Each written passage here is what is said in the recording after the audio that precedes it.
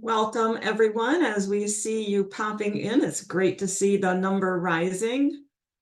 You are here for developing strategies to strengthen quarterly consultations in newcomer receiving communities.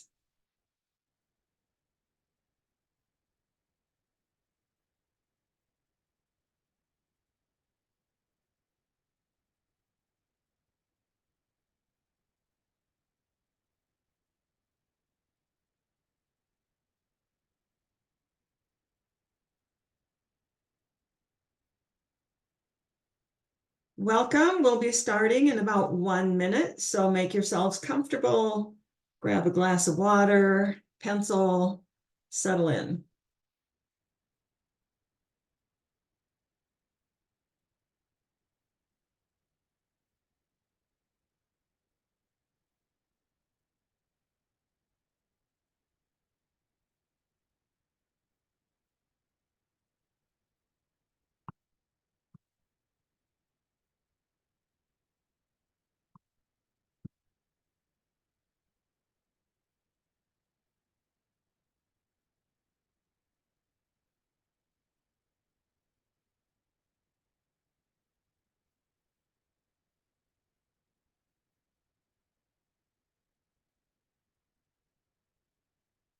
Welcome, everyone. Welcome to our Switchboard webinar, Developing Strategies to Strengthen Quarterly Consultations in Newcomer Receiving Communities. I know we'll expect a few more people to join us, but in the meantime, it's probably time to get started. My name is Barbara Day. I am not Rob Callis. Rob was initially tapped to lead this webinar, although he is deeply regretting that he is unable to be with us. He's in Tanzania, and all of Eastern Africa somehow lost internet connection. So I will be happy to lead this conversation today, and we are ready to go. I have retired, although apparently I didn't get the memo because here I am. I did end up my career at the State Department as Chief of Domestic Resettlement, where I had many years of wonderful experiences. I've led a local program and a national program, and yeah, I've had lots of fun. Our other speakers today were all listed in your invitation. We're really excited to have with us Meg Sagaria-Barritt. She is the Integration Partnerships Coordinator for the Colorado Refugee Services Program, the State Refugee Coordinator's Office in Colorado. And she leads communications, outreach, and partnership building efforts. So we're really happy that Meg can be with us. Sean Kirkpatrick is the coordinator of the East Bay Refugee and Immigrant Forum. It's a coalition of over 35 community-based organizations, public systems, advocates, and community leaders in the San Francisco East Bay area. So we're thrilled also that Sean can be here. Lillie, where are you? Where are you? There you are. Lillie Hinkle is Rob's primary partner in pulling this together, and she is Associate Policy Analyst with the Migration Policy Institute National Center on Immigrant Integration Policy. She works on issues including refugee resettlement, humanitarian populations, and access to benefits and services for immigrant families. So we have a great group of people with us today, including all of you, up to 107 who have joined us. We really look forward to a great conversation. Please notice these Zoom webinar quick tips. Connect your phone or computer audio under audio settings. The chat will be disabled during this webinar due to the large number of participants that we're expecting. However, you may type a question or click the thumbs up icon under the Q&A feature in Zoom to participate in questions. Please also note that this webinar is being recorded and it will be emailed to you along with all recommended resources. So you can sit back, enjoy, take notes. All right. Oh, today's speakers. Well, there are our photos. So you can match who we are with what we're saying, as I have just introduced. By the end of this session, we really hope that you will be able to describe key elements of successful quarterly consultations in newcomer receiving communities, that you will develop or be able to develop strategies for effectively managing challenges encountered during quarterly consultation planning and execution, and identify at least one promising practice to prioritize during quarterly consultations. Sounds like a good one, huh? If you could please click on that QR code and join this slido.com, the number's right there, and identify which of the following best describes your role in this this topic. I was going to say refugee resettlement. We know refugee refers to all of the populations in ORR lingo. Here we go. Very interesting. We have 120 people on this call so far. Let's see how we shake out as far as representation. Fun, huh? Real time. So we just wanted to see who was here. Looks like non-client facing leadership or administrative roles. Lots of administrators curious about how they're going to implement or better, make better consultations. All right, well, you can keep doing that, but we're going to go to the next slide. In your own words, this is kind of an important question. What is the purpose of holding consultations in newcomer receiving communities with a variety of local stakeholders? Like, what do you think is the purpose of holding these consultations? You can write sentences or words or phrases.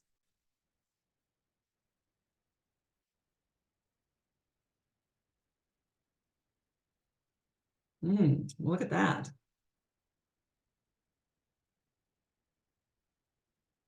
Awesome. Lots of very similar sentiments here, but everybody please keep answering these questions, because it helps us to understand the priorities, the numbers.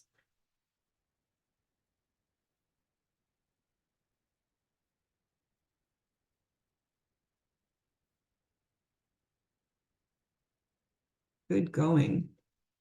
40 people, come on, there's still 126. So we want 80 more people to chime in here. Don't be shy. You're all anonymous.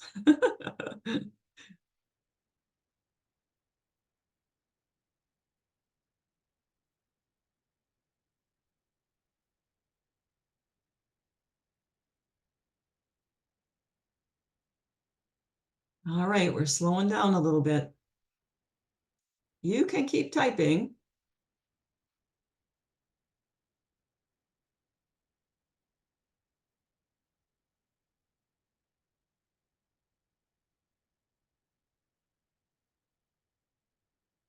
All right.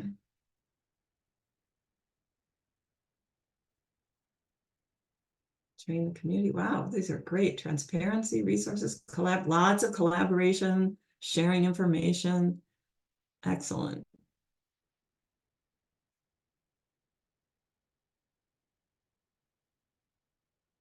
All right, we are going to wrap this up and move on. So today we're going to look at quarterly consultations through the lens of ORR's new guidance. You might not be aware, but ORR recently issued Dear Colleague Letter 24-09, current as of April 24th, 2024, announcing revisions of ORR's state plan template for grants to states and replacement designees for refugee resettlement. Don't worry, a link to this guidance will be dropped into the chat at the end of the webinar. It will be shared with you at the end and will be mailed to you. So please just stay with us. And remember also that the term refugee in this context means all individuals eligible for ORR services, okay? So we all know that quarterly consultations are really a great way to foster increased engagement of refugee service providers and community members, to strategize and discuss solutions to ongoing resettlement challenges, and to share promising or best practices, program successes, and ideas. And some of you mentioned some of these as you were sharing what you thought quarterly consultations were really all about, or should be all about. The new ORR state plan template guidance states that quarterly consultations must address assessing community capacity for placement and service provision and planning for appropriate placement and arrival planning, assessing refugees' needs for services and assistance, and using the best available data to gauge projected services and benefits needed. So these three things must be addressed in ORR's consultations. Consultations are encouraged to address coordinating supports and services for refugees, ensuring that benefits and services are neither omitted nor duplicated, and developing a community strategy to support refugee integration and participation in civic life.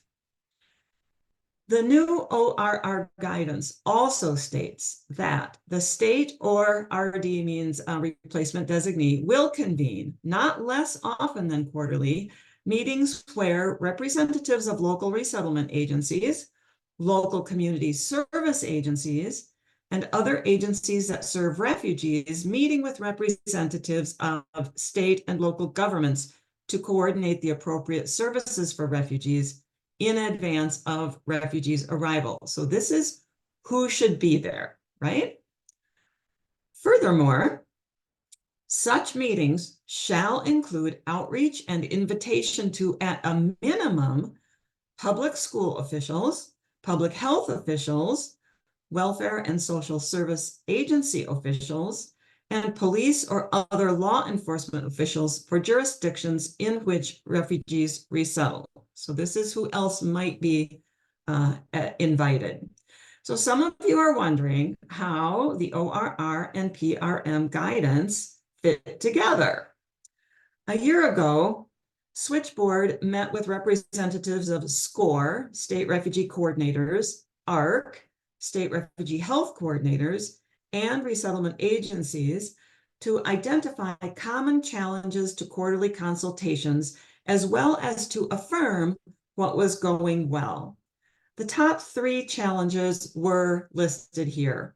Meetings often feel more informational than consultative.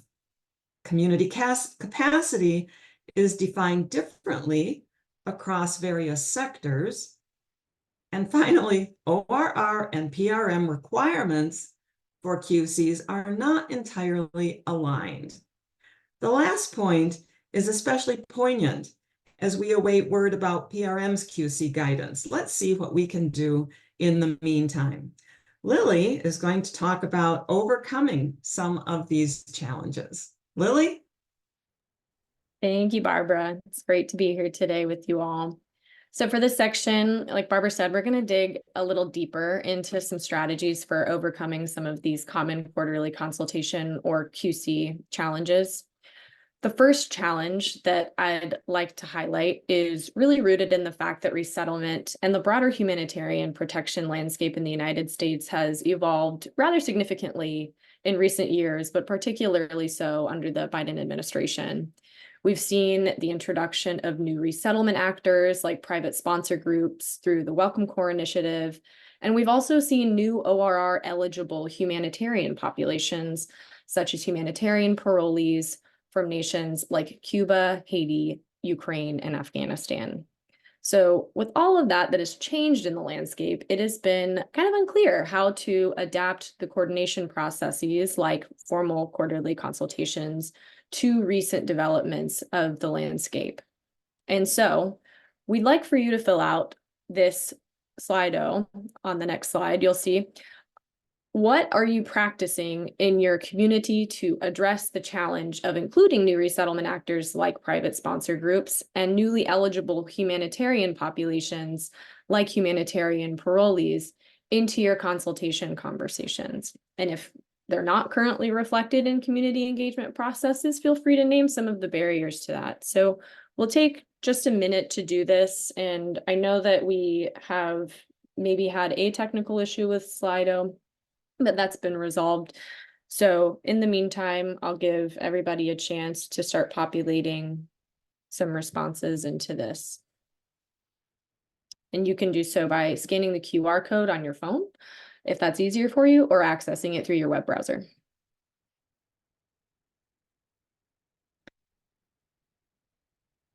So seeing that they are being reflected in QCs, some folks are actively participating.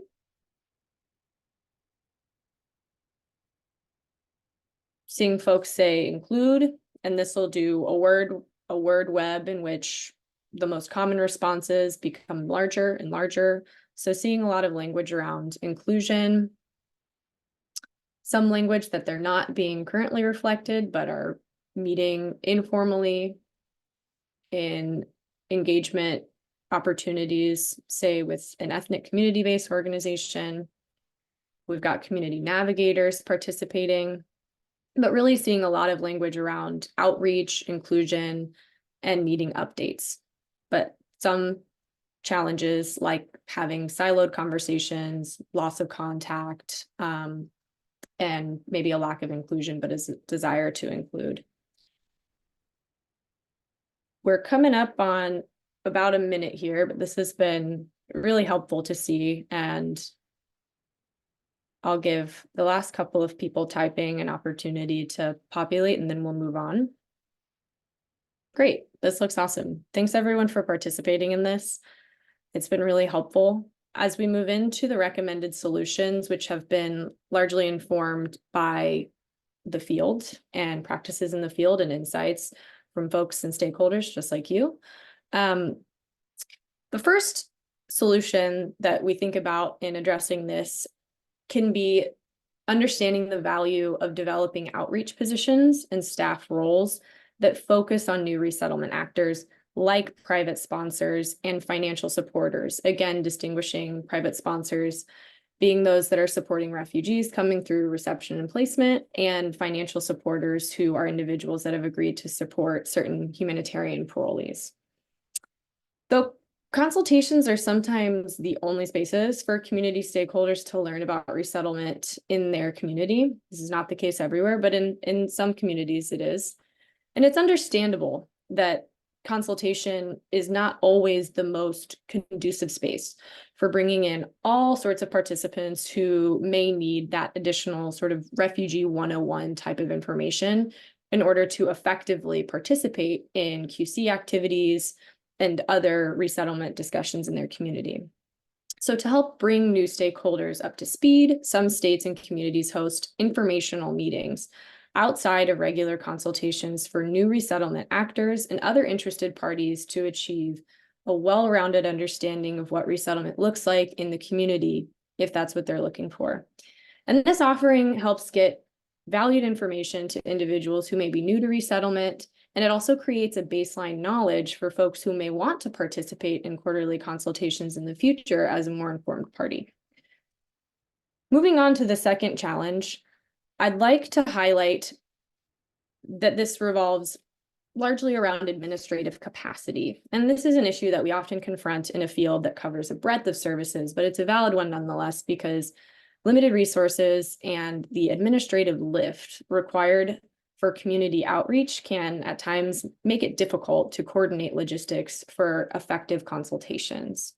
And so again, we're going to turn to you all, the audience, to participate in another slide though that asks, what are you practicing in your community to address challenges related to limited administrative capacity for quarterly consultation advancement? Again, we'll take about a minute and a half here to let responses come in, and you can respond on your phone or through the web browser.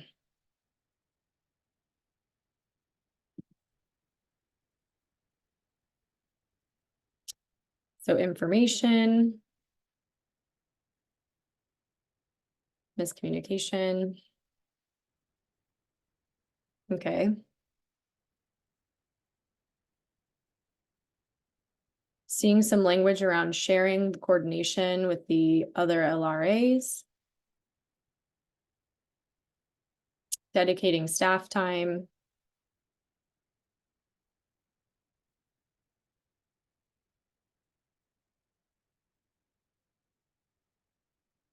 Seeing some information about co-hosting, outreach, again, coming up as a really big through line here.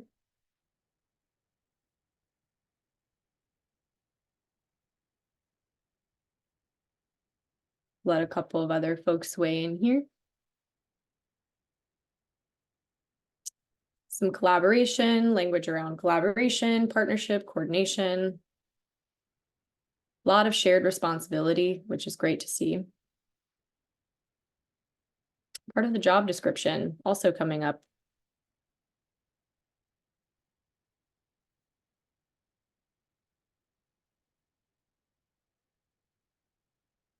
Awesome. And we'll wrap this up in just a couple of seconds, seeing some challenges crop up as well, like a lack of facilitation or some miscommunications, but also really seeing a lot of themes about sharing the responsibility and a collaborative approach to this. So this is a great segue into the next slide, because part of the recommended solutions are this idea, or is this idea of sharing the QC leadership. And I think this is particularly relevant within the context of the new guidance, because there is language that recommends this co-leadership, leadership by the state agency or co-leadership. And I understand that this can be very much dependent on the local context and what's most appropriate. But this co-leadership, if appropriate in the local context, can be tremendously helpful in sharing that responsibility, the administrative burden, and the logistical effort that it really takes to convene a really well-developed consultation session. And the second approach or recommended solution to this challenge of limited administrative capacity and resources may be obvious, but I think it's worth saying that it's important to leverage resources like space, provisions, and facilitation from within community stakeholder networks. I cannot tell you how many times I've heard how valuable it is to have snacks, have a prepared facilitator at the community QCs. And I think if snacks and excellent facilitation are not a great segue into our next section on promising practices from our colleagues, I don't really know what is. So I'll pass it off to Barbara to introduce the next section of our webinar and hear from our colleagues. Oh, thank you, Lillie. That was great and really fun to see the input from all of the people participating in this webinar. This is the part where Rob is going to be missed a lot, because he was very invested in seeking out promising practices and talking with several leaders throughout our national network to identify the next two speakers. So first, we're going to hear from Meg, remember, Colorado, and hear what she has to say about solutions in her 3 locations.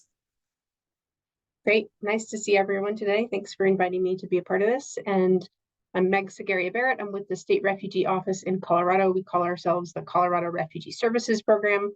I'm representing the State Refugee Office, but I'm also really representing the collaboration that happens here in Colorado. So thank you to my partners, if you are on the call, that I get to share kind of what we're all working on. So next slide, please. A little bit of context about the state of Colorado in terms of our resettlement program. So Colorado is, you could call us a medium-sized resettlement state. Last federal fiscal year, we had about just over 2,000 arrivals. This is just through the reception and placement, or RMP program. So you've got some states like Washington or Minnesota that are bigger than Colorado, and then you've got states like Massachusetts and Utah and a bunch of other states that are smaller. So some sense of what it looks like here in Colorado. We have 3 main primary resettlement locales in Colorado. So kind of moving from north to south across the state, we resettle in northern Colorado in the Greeley area.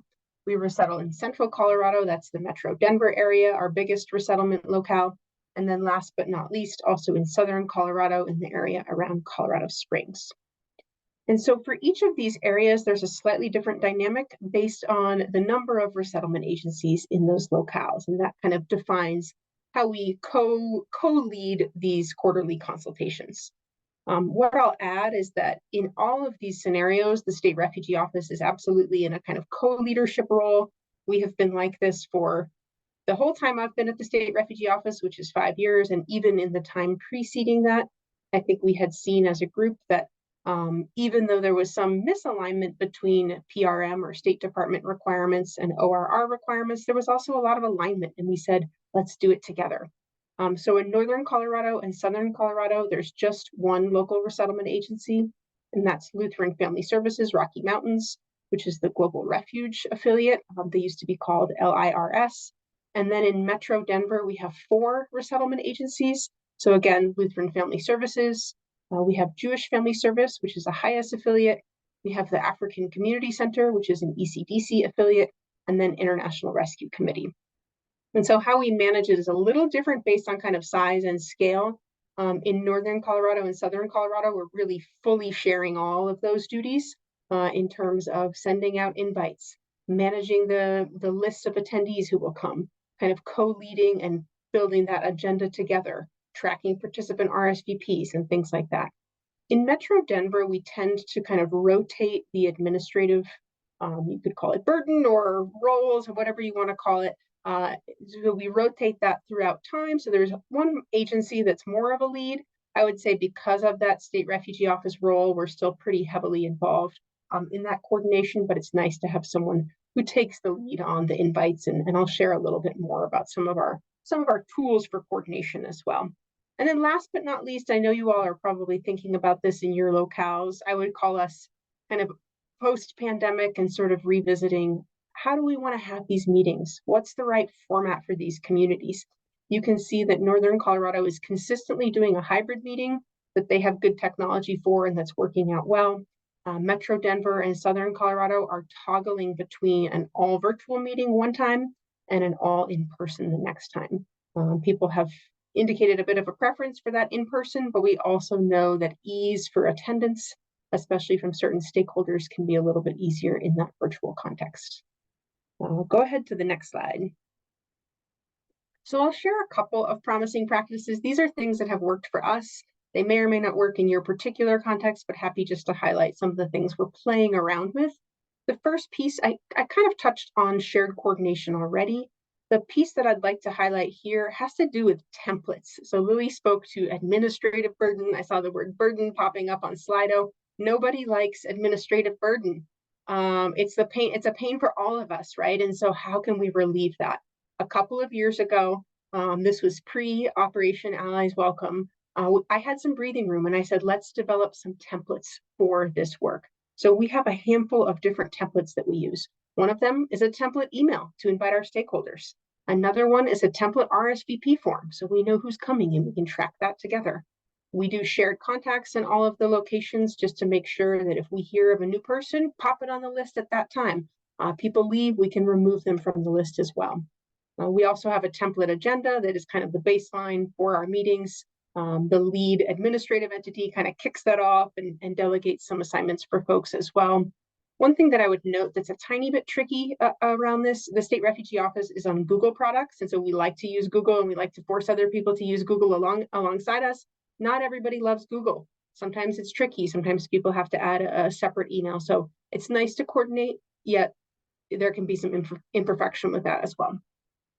So the next piece I want to share is that at these quarterly consultations, we have always talked about all of the ORR populations that we're serving.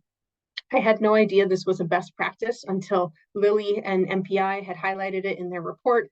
I just thought it was a natural way that we would do things. And so again, this speaks to some of maybe the differences between PRM and ORR. So we have always spoken to all of the populations. I think you're likely seeing this in your own communities, is just those rise of the non-RMP arrivals, right? And we're serving a lot more that's looking closer and closer to 50% here in Colorado. So it's a big lift. So we look at all of those communities together. And then just that reference to secondary migrants, those would be people with an ORR eligible status who then move to Colorado and enroll in programs and services. So again, another group that's worthwhile to kind of track and acknowledge where are they moving to, things like that. The next practice is how we share data in Colorado. So the way we have typically shared data at these quarterly consultations is I actually go into the state database. We have a Salesforce-based database with charts and graphs and things like that. And we share things at a state level. And then also are able to kind of hone in on that municipality specific or regional specific data as well. One of the benefits of sharing this, I think people feel like they're in the know. I'm sharing in real time out of our database. There's some value there. Another thing too is it prevents for us, especially in the Metro Denver context, one resettlement agency presenting and then another resettlement agency presenting and people having to do math or kind of add this all up in their brains at once. One piece of feedback we had recently gotten long ago, this feels like an eternity ago, we used to do handouts, we used to hand out paper. We're printing so rarely these days, but people have said, I want to walk away with something. And so this was a recent recommendation, is that they like the real-time part, but they also want to kind of leave and say, hey, colleagues, bosses, funders, here's what we know. So we may need to shift that practice a little bit as well, just to accommodate the fact that it's a lot of information and sometimes different people will learn differently, and finding ways to equip them is a good idea. Which brings me to the last point for now, is just this idea of consistently improving our processes. So when Rob invited me to the webinar, I said, are you sure Colorado is ready to share our best practices or our promising practices? And he said, yes, you are. But I think the acknowledgement as well that we're still trying to learn and grow. I think we at times can feel the requirement to meet all of those obligations and share X, Y, and Z at the same time as if we're committing energy to a particular meeting. We want to have value out of it. We want our partners to get value out of it.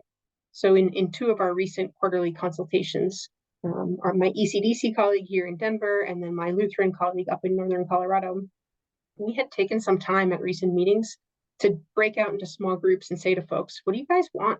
Why do you even come at all? What's valuable for you? What would make this more valuable? So right now we're actually sitting on a fair amount of feedback from folks. So we've got the chance to kind of keep tweaking what we're doing, staying within the guidelines, meeting all of those expectations, but being able to play with the format a little bit.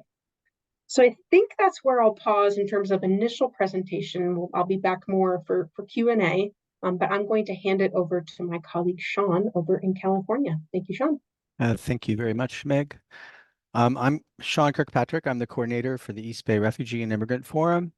We pretty much cover Contra Costa and Alameda County in the East Bay area of San Francisco.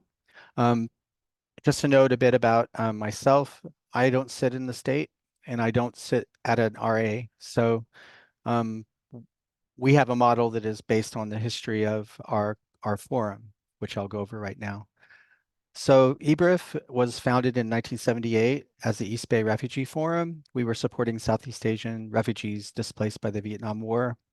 In 2018, we made a collective decision to change the name to include immigrant explicitly in the name, because we were realizing that there were a lot of partners that had very valuable services and programs and resources and perspectives that didn't see EBRIF as a table that they should be at. So we've worked very hard in the past five to 10 years to actually talk a little bit more about how we want to include conversations about a broader array of refugees and immigrants, no matter what their status is.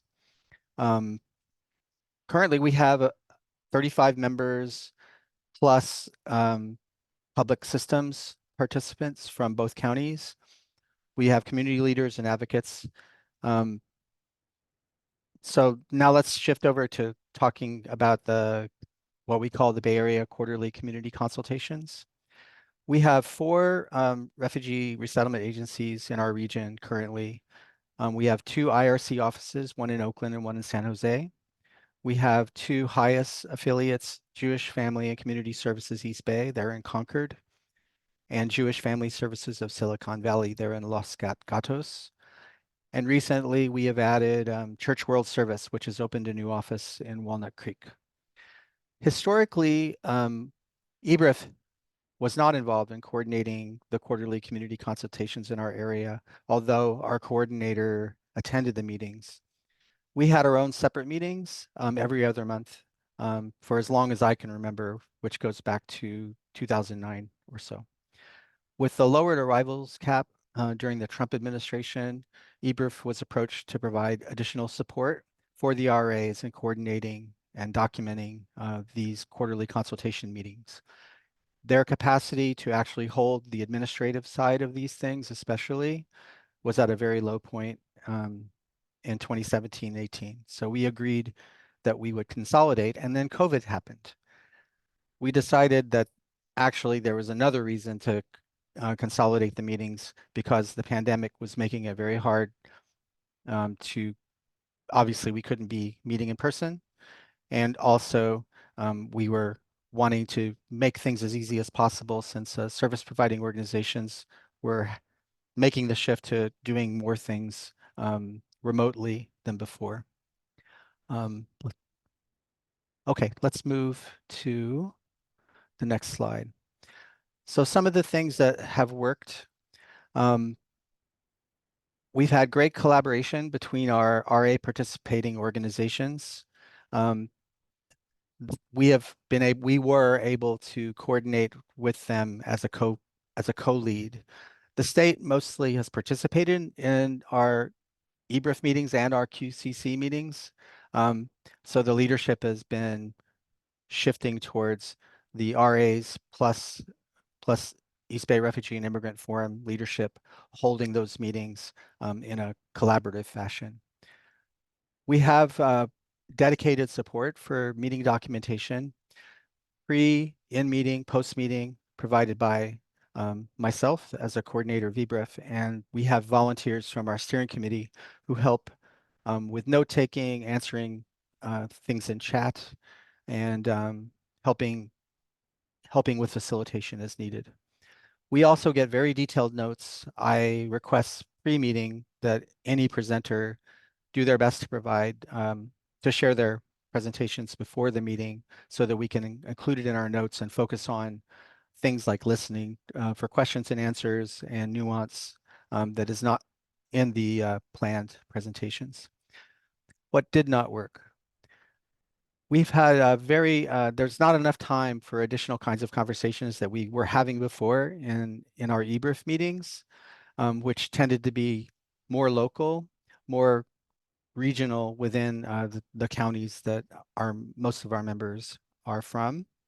Meetings tended to be saturated with data from our resettlement partners from the state, sometimes from federal entities like USCIS, et cetera. And we also focused on ORR populations, meant that a lot of our partners that might have been coming to our EBRF meetings dropped off because we weren't able to discuss, or we were not discussing as much issues related to other immigrant communities. We also were not able to do as much community and cultural building conversations that we were having in our EBRF meetings before. So we were kind of like pushed around by the quarterly consultation format. So we had less room for our stuff, our local stuff. EBRF was contributing documentation also for free, and there was not a lot of benefit or agenda space for the things that we wanted to discuss. Next slide, please.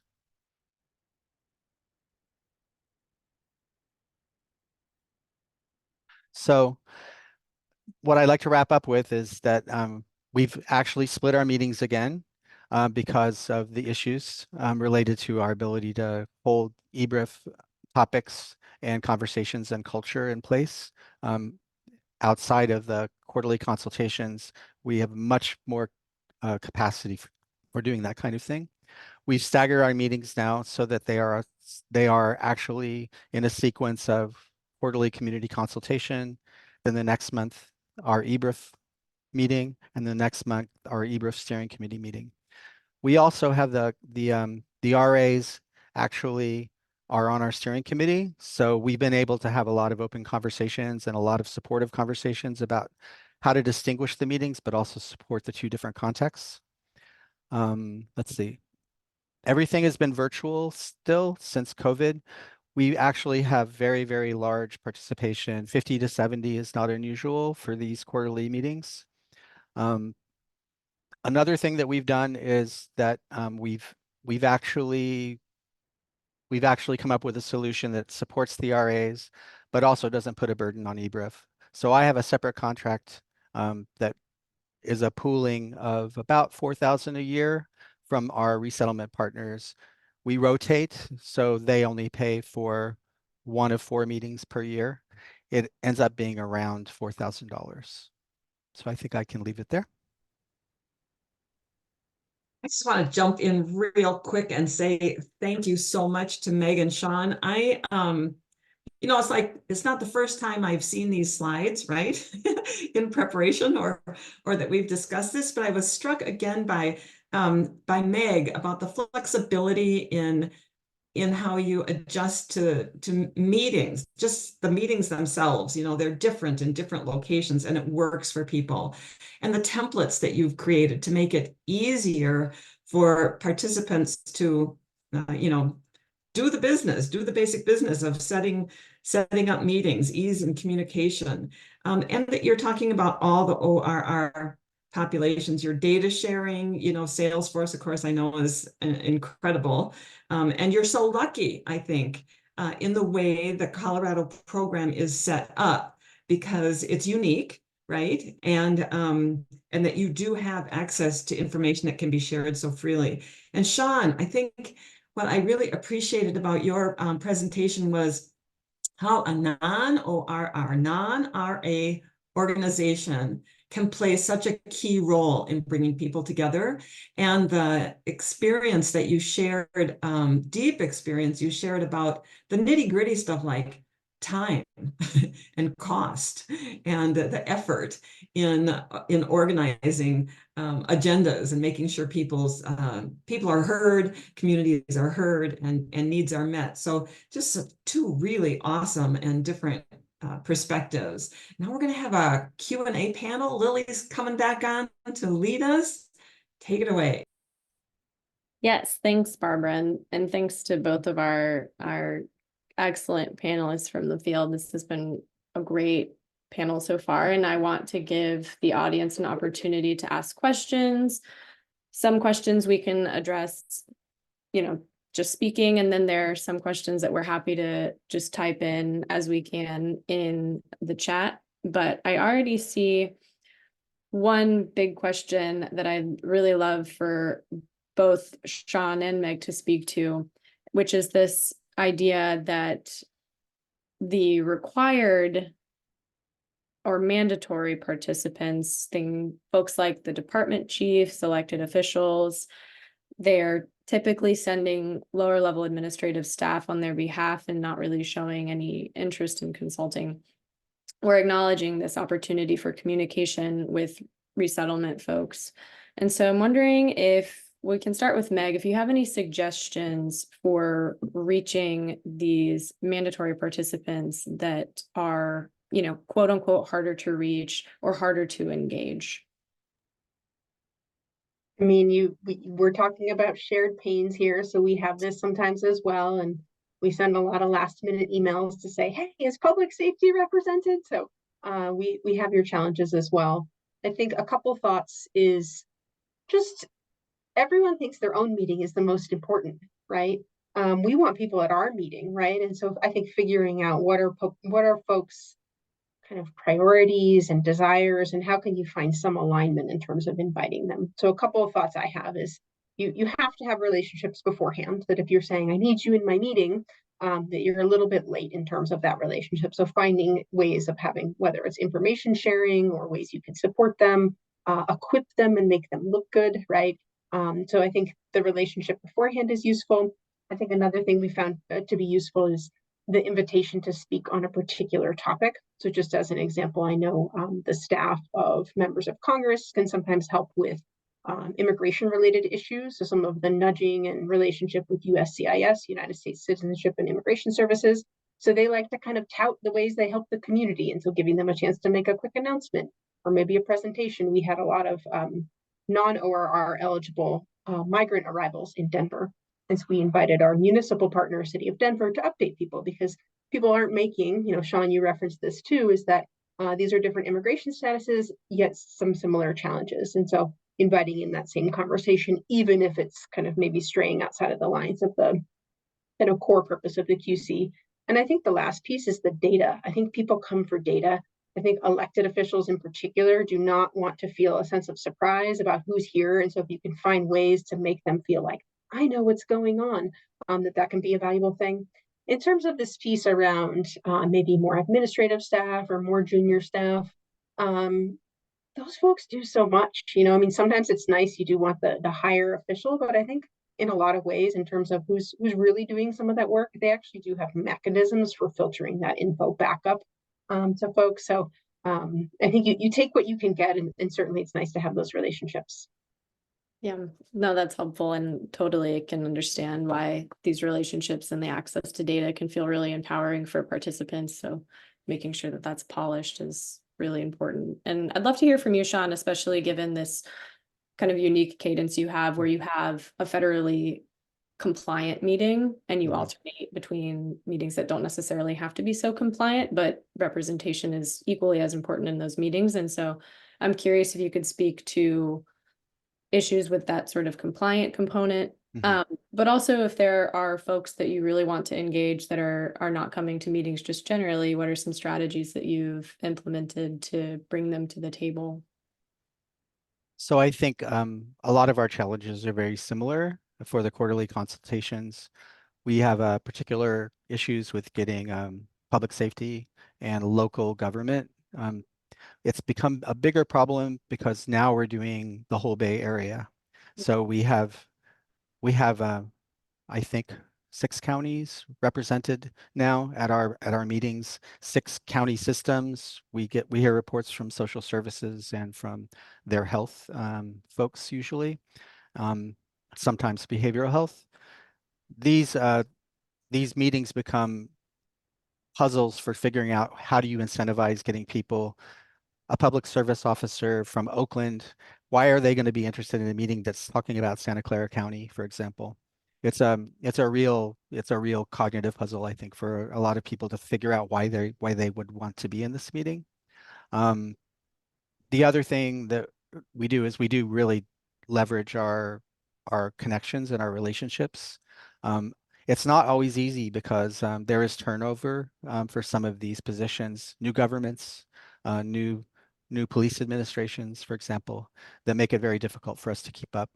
I'm not on the ground as much in my role, so I often rely on our organizational CBO partners to be the connecting folks. But they're also stretched because their primary issue is not that outreach. Their primary stuff is to do the services and supports. So I think I'm wondering if it's a reasonable expectation to have all those sectors represented sometimes, because it's a lot of work, and even when you think somebody is coming, often they don't come to the meeting too. Great. I don't know, that's not very helpful, but no, but it's real, and we are here to sort of troubleshoot these things together and name the issues. I think this idea of the CBOs, community-based organizations, being this connective tissue is crucial. And understood that sometimes these outreach things ebb and flow with turnover, and as relationships ebb and flow as well. So I hear you on that, and I think it's a work in progress now, but I think a lot of these strategies that have been shared have been really helpful. I know that we have a couple of questions coming in. Some have to do with the engagement piece, not necessarily bringing people to the meeting, but engaging people during the meeting.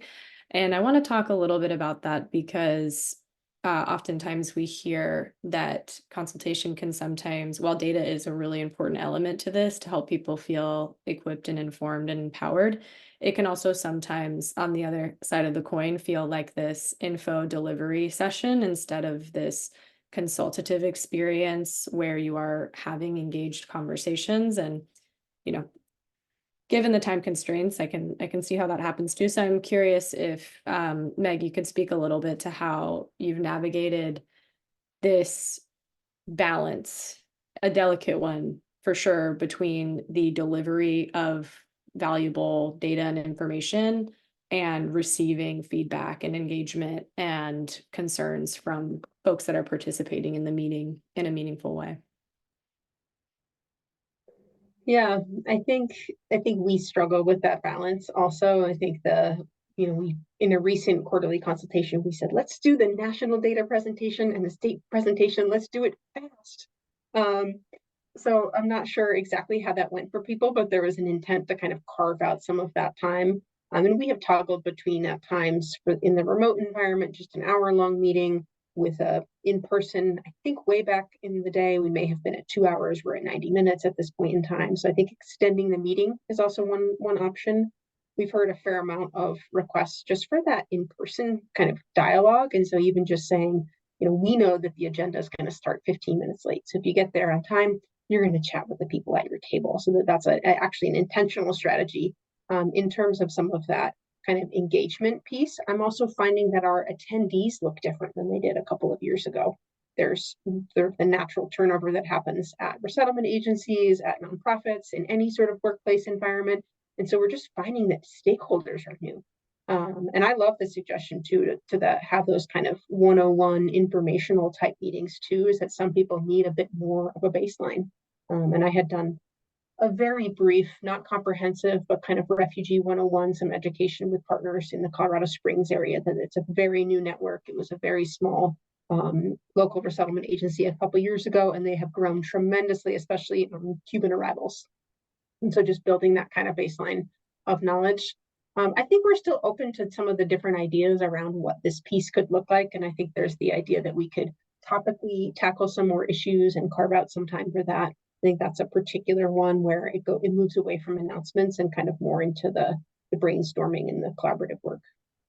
But I'm open to everyone's ideas. So just don't consider me the expert here. I want to know what everyone else is doing too. So yeah, definitely. And if there are participants who feel like you're doing that really well, feel free to share, because yeah, it is a delicate balance and it is an iterative process of striking that balance, I think. But Sean, I find that you're, again, this very unique position where you do have a bit of a wider net of folks that are participating in your community dialogue meetings, and you have folks that are maybe looking for information or opportunities to discuss things that may not make the cut, or they're not talked about for constrained agendas, or it's just not what you're doing that day. And I'm curious how you strike a balance between getting people information and giving them opportunities to connect and talk about these sorts of topics.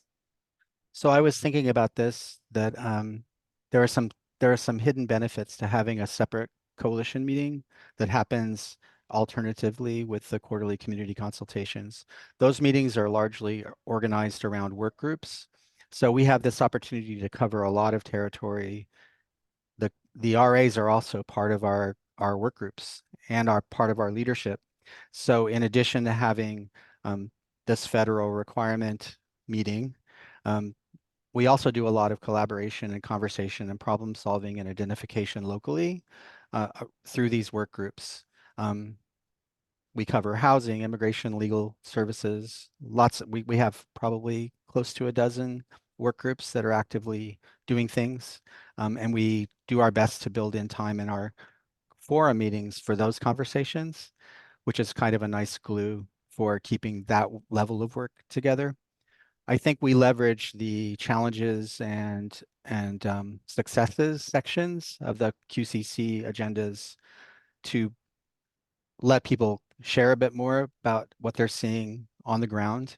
That's kind of apart from the data report out at the beginning of our meetings, which takes up probably at least half an hour, maybe 45 minutes sometimes, depending on who's reporting.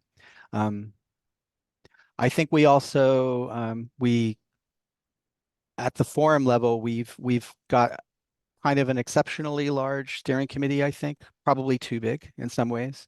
But what it does is it allows for more sharing of leadership generally. We feel like we're all leading this thing.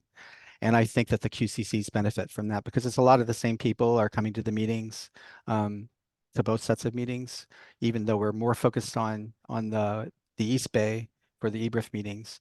During the QCCs, I think we have a better relationship now with our other county partners than we have before we put the meetings together, which is nice. Yeah, I love that Yeah. idea of working groups. And just to clarify, so the working groups, if you have the time, they can report out on what they've been working on. So you have sort of the top line items that all the working groups are deeply engaged in to bring everybody kind of into the fore on these things. And I also just to add one last thing about like we've worked very hard to include lived experience leadership Yes. in our steering committee, which gives us kind of by proxy some more community perspective that we don't have when it's just organizational leadership. So that's helpful. That's a great segue too, because I do have a question that revolves around this idea of engaging lived experience, because it's come up a few times, certainly behind the scenes in conversations around consultation, but would love to highlight it here. So I appreciate you bringing it up, Sean. And it sounds like your steering committee has representation, which is excellent in this sort of horizontal leadership structure, it sounds like. And I'm curious, Meg, if you wanted to weigh in on this at all, to what extent lived experience or client experience is reflected in consultation. Yeah, I think with the sort of packed agenda at this point, we've not like explicitly prioritized it. Something I always like to give a shout out to whenever I get the microphone and I'm talking about Colorado is we have an awesome group that's called the Colorado Refugee Speakers Bureau. Awesome. So this is a professional speaking bureau of folks with lived experience as refugees. And folks they can be going to school environments. They can be speaking to people who work in the state labor and employment agency. They can speak with legislators and things like that. We haven't typically integrated them. There's some natural overflow between those groups, staff member at IRC who happens to participate in the consultation, who happens to also be in the bureau, kind of multiple identities, but we haven't been explicit because we try to kind of encourage people to engage with that particular group in their own venues. Invite that person into your agency for training or for a particular conversation, or come to our event on World Refugee Day or things like that. And I think that maybe the other place where we have some of that engagement is just with the ECBO kind of community leadership, is that we have a number of organizations, I think all states really do, is that are led by people who came as refugees or have a refugee background. And so that's kind of one place. But again, if you go back to the information heavy versus community engagement, sometimes they are a bit more in that participatory sort of space around, okay, I'm getting the information about funding, I'm getting the information about data, things like that. Yeah, definitely. And I would echo that just in my own work and looking into this, that ECBOs can play a really instrumental role in the reflection of client voice, definitely, but totally acknowledge the tension point sometimes between balancing all of the content and having a really participatory conversation that is reflective of the lived experiences. I know that we've gotten a couple of questions about the technicalities and the logistics of how consultations work. Things like how do we provide snacks if folks are providing snacks? And I see, Sean, that you answered to that a little bit in the chat about oh, wait, this is a chat that only I can see. So Sean, do you want to talk a little bit about that? Sure. So as a coalition, we do our own fundraising separately. It's largely membership dues, but also we raise money for our annual World Refugee and Immigrant Day event, which is in June. We have a partner, 1951 Coffee Company. They train newcomers and coffee careers. When we were meeting live, they would bring coffee, tea, and cookies. And it is very convivial to have food in the meetings. We would annually also try to host a meeting where we ended with lunch. So we would meet from 10 to 12 or so. And we would buy food so that people could hang out and talk. I know that our partner our partner forum in Santa Clara County. They build networking and food sharing into their monthly meetings. So it does work. Yeah, I love that. And as someone said in the Q&A, everyone loves snacks and everyone does love snacks. And I'm glad that that has been such a synergistic opportunity for you to work with this coalition or work with this partner. I think that's great.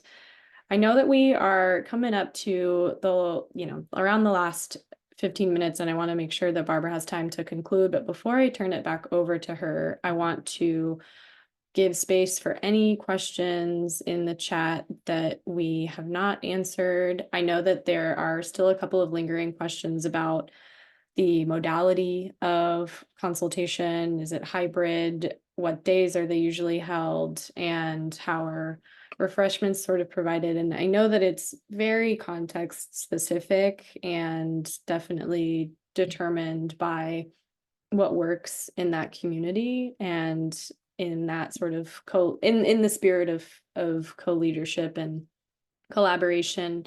I've definitely observed in all of the folks that I've talked to who convene consultations that it's very different. Some folks find that virtual is really the only modality that works for them. There are folks who really value the in-person component of these things, and sometimes they provide refreshments, sometimes they go for a lunch, and sometimes the model changes throughout the year where you have one really intense meeting that's in person, very long, lots of food. Sometimes it's a shorter meeting. It's very dependent on what we have going on. And also I've found that quarterly consultation meetings can be sensitive, obviously, to what's going on in the world. So during Operation Allies Welcome, for example, obviously community consultations looked different because bandwidth and capacity was strained, and there were also much different concerns for folks who typically participate in consultations. So the substance also changes. And so that's just to say that consultation, while it's great to have these standards of practice and these promising practices, it really is very locally specific and a part of the collaborative process to find what works best, both logistically and substantively. But seeing no more questions in the chat, I know we've gone through a lot of material. So Barbara, are you ready to take us out and go through a couple of last minute housekeeping and final announcements for us? Absolutely. I just was wondering how long it takes to set up a Slido poll, because it would be really fun to hear how people do have snacks. That's like, when you're trying to figure out where to go for lunch, that's always the most vexing staff problem, like where can we go for lunch? Well, I think how to fund snacks is right up there with number 2, maybe. So remember, everyone, that and feel free to put in the chat. I think having refugee agencies or restaurants, there's all kinds of ways that you could be creative about getting snacks on the table. All right. So we do have some recommended resources here. We have an archived webinar, Strengthening Refugee Integration Through Community Resource Mapping, that might be of interest to some of you. A template in Advancing Goals in Community Engagement, editable outreach templates. I know there was a question about whether or not Meg would be willing to share her templates. Is that possible, Meg? I was just saying I wanted to respect Switchboard as the lead here, so that I'm happy to share anything. And once you share it, it's welcome to go all across the country, as long as it works for people. I always say you can have my templates, but please make them your own. Exactly. And I was about to, I believe I can drop in the chat just those handful of questions we asked people recently to say what could get better here. Sure. I'll see what it looks like when I pop it in the chat. Okay, or we could forward that for you as well. So. And then there's a blog, a resource list on community engagement, and a toolkit, building and sustaining community collaborations for refugee welcome from Welcoming America. Reminder that we will also be making this webinar available to you all, and the various there we go. Meg already popped something in for us that we'll be able to share with you all. Okay, so let's see what's next. Slide, please. There we go. You can scan this QR code or click the link in the Q&A section. I think it's not necessarily in the chat. We have a short, is it in the chat now? We have a short, yes, it is a short survey, takes less than 60 seconds. We are literally going to pause for 60 seconds so that you all can complete this short 5-question survey. It helps us improve our training and our technical assistance to you. So again, scan the QR code or go to the chat, which now does have the link in there for you.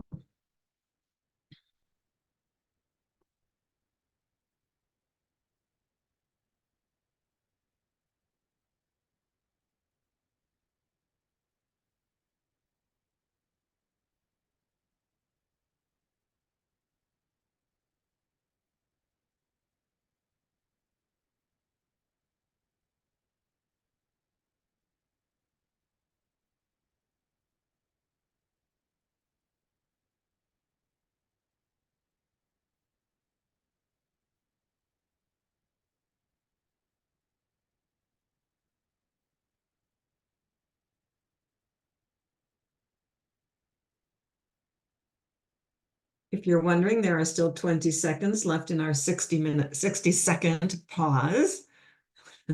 Sometimes a minute seems like a long time.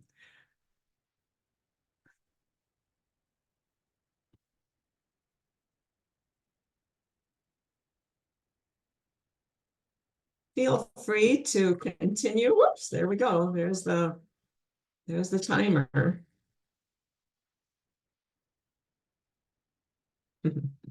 All right. Please stay connected with us. We love to hear from you. There are several, as you can see, there ways that you can stay connected. I'm assuming you're on our mailing list because you registered for this webinar, but if you're not, or you know others who would like to be part of this community, please do. We have all kinds of wonderful resources and conversations ongoing on a regular basis. Thank you all so much.